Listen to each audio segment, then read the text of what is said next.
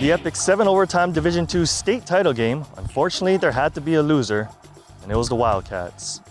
With many of last year's senior starters now gone to graduation, it's looking like it's going to have to be the start of something new for the Zoo Crew. This is the 3-time defending BIIF D2 champions Konawaena, and you're watching Scoring Live 16-16 football preview.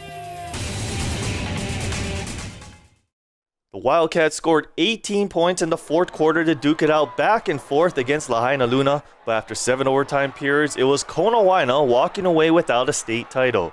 It was a heartbreaker for sure, and now looking back 8 months later, nothing but positives come to mind.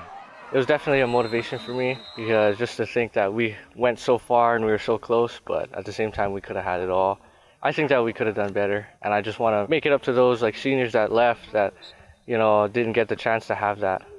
Just for this community and for that group, it felt like a win for us, and we felt like win or lose, we were going to come home as champions regardless, and it was something for our program to build on. It's going to take a little rebuilding though, after losing a bunch of senior starters, including, really, the only starting QB Coach Uemoro has had since taking over as head coach in 2015.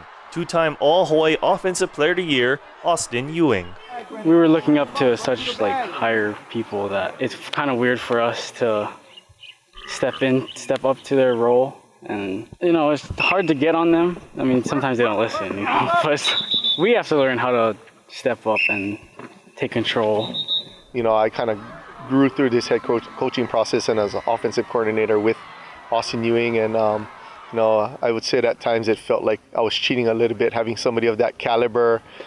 Just everything seemed to work, and things came easy for me as a coordinator, as a play caller. Stepping up to be the new Wildcats field general will be freshman Shainen Nahale. And while only one of last year's top 4 pass catchers returned, he'll have a handful of receivers returning who got in the mix of production last season. He's not as mobile, which might be a good thing. We're going to do very similar things with him. He does his homework, he watches film, and so that's all the qualities that Austin presented.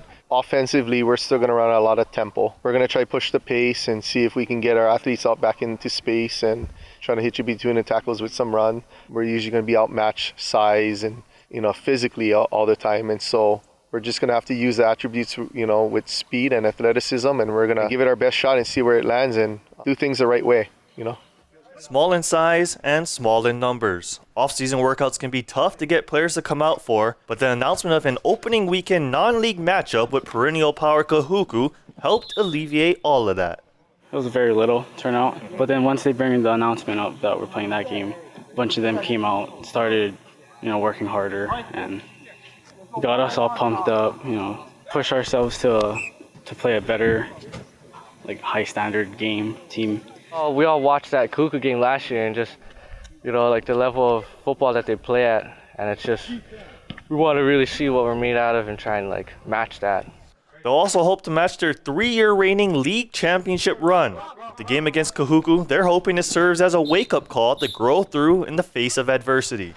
We need to know what it's like to be really just pushed against the wall. That's what pushed us last year, was those first 2 preseason games when we just kind of didn't have it all together, the Kapaa and St. Francis game, and then those kind of jolted us to be okay, we need to wake up and we need to, take steps to be a better football team. And I think that's what we have to do this year. Who's gonna dominate the scene? The Konawaena Wildcats begin their season August 4th on the North Shore of Oahu against Kahuku.